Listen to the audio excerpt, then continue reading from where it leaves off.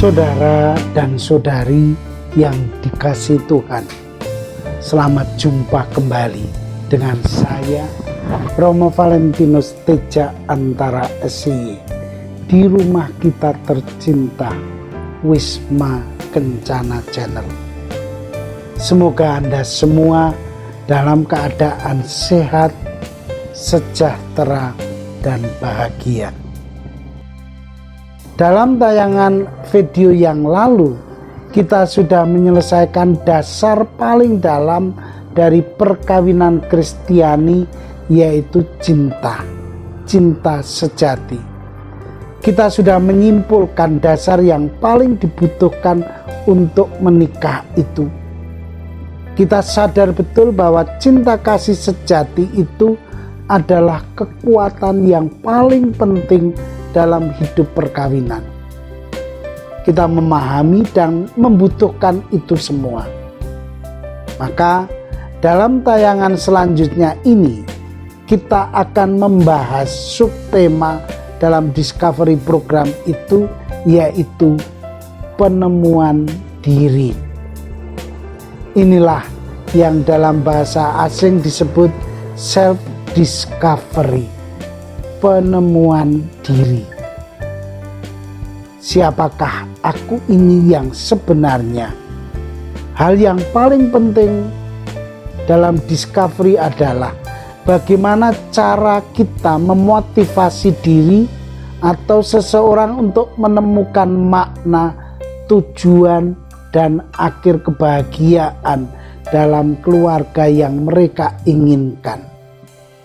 Proses penemuan diri atau self-discovery sangat penting dalam proses mencari arti dalam kehidupan atau meaning of life, terutama dalam memotivasi diri dalam rencana membangun, membina keluarga mereka. Maka pencarian ini mempunyai maksud dan tujuan. Tujuan dari pertemuan ini adalah supaya para peserta menyadari dan mengerti, yang pertama, keunikan mereka sebagai pribadi. Yang kedua, kesulitan untuk menjadi satu, bahwa itu perlu dan lebih mengenal diri dan pasangannya. Yang ketiga, mengetahui kuatnya pengaruh keturunan dan pendidikan atas relasi mereka. Marilah kita masuk langsung pada permenungan tema ini. Akhirnya saya juga mengucapkan terima kasih kepada Anda yang mengikuti tayangan ini sampai tuntas. Selamat menyaksikan.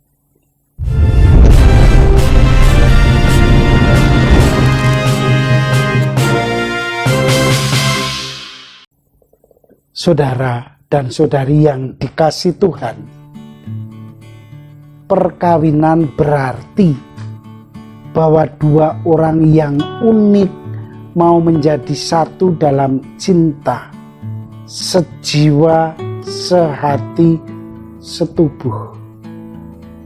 Bagaimana mungkin dua orang yang masing-masing berbeda karakter, sifat-sifatnya dapat menjadi satu?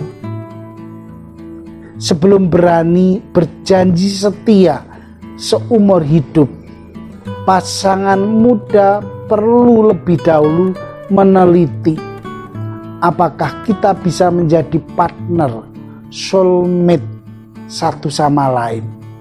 Apakah kita dapat saling melengkapi, mengingat kepribadian kita yang unik dan berbeda itu. Rela dan mampukah kita untuk menyesuaikan diri? Oleh karena itu, pertama-tama kita perlu mawas diri dan bertanya, siapakah saya? Who am I? Siapakah saya yang ingin masuk dalam dunia perkawinan ini? Siapakah saya yang berencana membangun keluarga yang bahagia? Maka Kesadaran yang perlu diolah dan disadari adalah untuk saling mengenal dan saling mengerti. Hal ini bisa dilakukan untuk bisa menantang mereka berpikir. Juga perlunya untuk mawas diri, mengenal diri dan belajar mengenal pasangan apa adanya sebelum berani berjanji setia untuk seumur hidup. Dalam pengolahan penemuan diri ini, Anda kaum muda perlu dan ditantang untuk menjawab pertanyaan-pertanyaan ini. Apakah kita sudah cukup saling mengenal? Serasikah kita berdua? Dapatkah kita saling melengkapi? Mampukah kita saling mengerti, menerima apa adanya? Bahagiakah kita dengan kepribadianku masing-masing dalam kesatuan jiwa dan raga dalam kehidupan yang akan kita hadapi nanti? Pendengar terkasih, camkanlah, perkawinan harus dibangun atas dasar yang kokoh. Kepribadian yang kurang pas dan serasi akan menimbulkan konflik, menghasilkan frustrasi, bahkan menggagalkan perkawinan. Yang menentukan berhasil dan tidaknya perkawinan adalah rela dan mampukah kita untuk menyesuaikan diri. Tidak cukup toleransi, harus menerima dan mengerti pasangan apa adanya, mengubah diri demi cinta. Dan inilah yang disebut relasi perkawinan adalah proses penyesuaian diri seumur hidup dan terus menerus. Inilah dan ingatlah, perkawinan merupakan proses relasi cinta senantiasa berkembang. Perjalanan bersama suami istri merupakan perjalanan yang penuh suka dan duka, jatuh dan bangun. Tidak ada orang yang perfect, sempurna. Tidak ada pasangan yang ideal. Yang ada ialah manusia unik, berbeda. Manusia biasa dengan kekurangan dan kelebihan mereka. Menemukan jodoh yang ideal tak mungkin. Yang penting berusaha menjadikan jodoh yang baik bagi pasangan. Satu-satunya jalan untuk membangun relasi perkawinan yang baik adalah kerelaan untuk menerima pasangan apa adanya dan menyesuaikan diri, rela berkorban demi cinta untuk pasangan.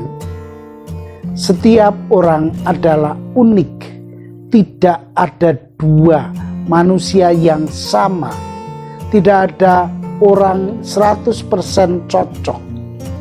Konsekuensinya, kita harus rela dan berani mengubah diri demi kasih. Semua pasangan adalah unik. Bila salah paham dan perselisihan sudah timbul dalam perkawinan yang baik, di mana suami istri saling mencintai dan berkehendak baik, atau dalam perkawinan di mana suami istri tidak cocok dalam tanda kurung karena salah pilih, maka perceraian dan kehancuran keluarga adalah akibat dari situasi itu.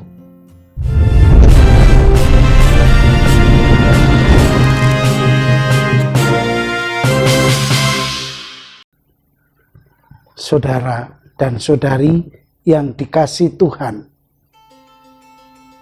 saya menegaskan kembali bahwa hukum utama cinta adalah pertama, acceptance rather than rejection.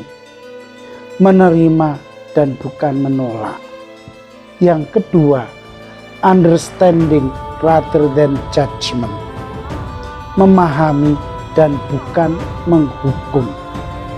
Dan yang ketiga adalah participation rather than manipulation. Berbagi daripada menguasai. Maka peran itu harus kupilih supaya saya dapat diterima, dicintai, dihargai orang lain. Dalam hal ini pasanganku. Peran itu harus menjadi merek dagang saya. Saya senantiasa berusaha untuk menampilkan sifat-sifatku yang rasanya dapat saya andalkan. Maklum, saya takut andai kata orang mengenal saya apa adanya. Dapat melihat kekurangan dan kelemahan saya, tak mungkin mereka menerima saya dengan baik. Saya harus mengenal dan menemukan diri saya secara jujur dan terbuka. Tidak ada yang tersembunyi dalam diri saya di hadapan pasangan saya, sehingga saya semakin siap menerima perkawinan sebagai keputusan pribadi yang saya sadari komitmen total dalam memberikan diri pada pasangan. Semoga akhirnya sebagai penutup dari tayangan ini, terimalah salam kasih saya. Vivat Cor Jesu per Cor Mariae. Hiduplah hati kudus Yesus melalui hati Bunda Maria. Amin.